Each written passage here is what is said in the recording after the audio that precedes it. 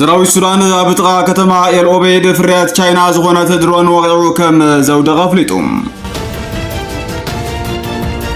ገንዘብ ተመዛበልቲ ካብ ባንክ ንግዲ ኢትዮጵያ ብዘይተፈልጠ መንገዲ ይውሰድ ከም ዘሎ ተገሊጾም ኣብ መንጎ ሰራዊት ትግራይን ዕጡቃት ፋኖን ሓያል ተኹሲ ተኸፊቱም سلام تعنا ولنا كورات سدرارورا انه تكوس حبريتا زعلت كم صعبه وادي نغرنا لكم لنا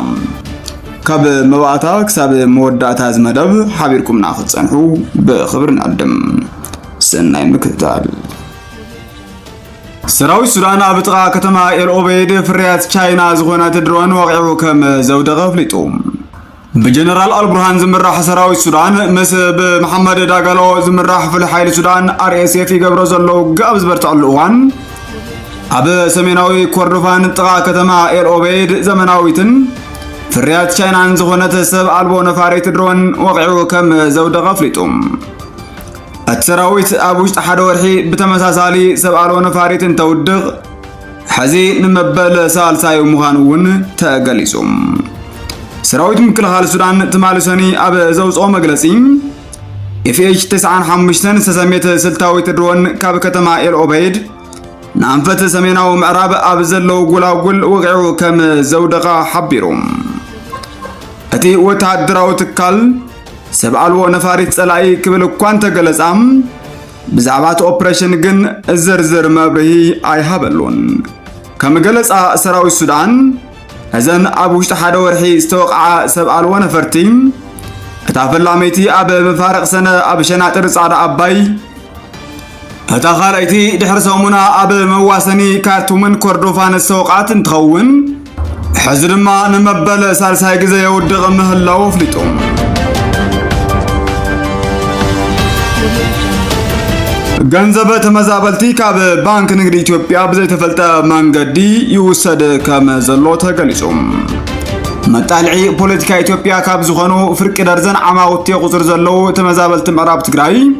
ንብረቶም አደዳ ወራር ደቆም አደዳ ዓረር ምዃኖም ከያክል ለምውን ብሞቶምን ጉስቁልናኦምን ዝናበሩ ፖለቲከኛታት ካልእ ሱርን መዘዙን ዘያሃለቕ ፖለቲካዊ ሃልኪ የሰክሞም ከም ዘለው اتي لومي كاب تمزابلتي سسمع بخيات اخول مرأيوم هتوم قدمي عماوتي بيتومن نبرتومن تمنزعوم استرفت تنفاسهم كعقوبو اقروم نابز مرحوم استفناقلو معرابتوت ناتي زبلو مسينوم اب فقرو كندان براندان تساتيحوم ززلمن ونت رقراش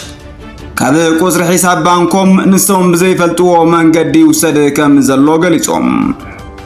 اب ከተማ መቀለ ናብ ዘለው ቅርንጫፋት ባንክ ንግዲ ኢትዮጵያ ኸይዶም ተሓትዱማም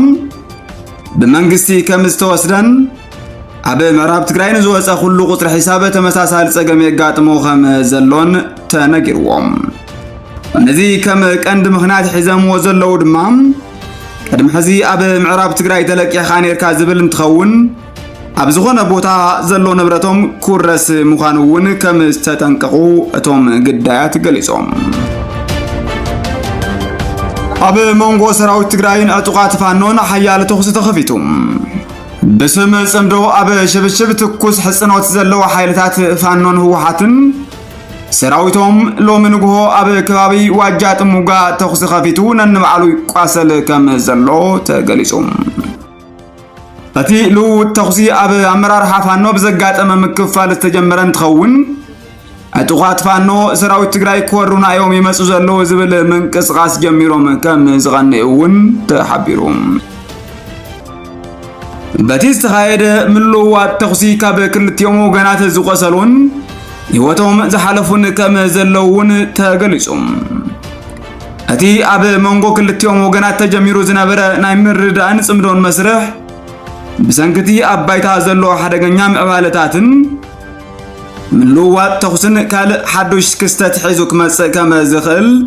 ካብቲ ባይታ ዝበጽሕና ሓበሬታ የመላኽት ክቡራትን ፍቱዋትን ንሎሚ ሒዝናልኩም ቀሪብና ዝነበርና ተሕሱታት እቲ ከተከታተሉ ወጽናኹም ይመስል ነይሩም ንምክትታልኩም ካብ ልብና መስግን ብቐጻልነት መደባትና ቀልጢፎም ክበጽሕኩም لايك شير سبسكرايب بمقبار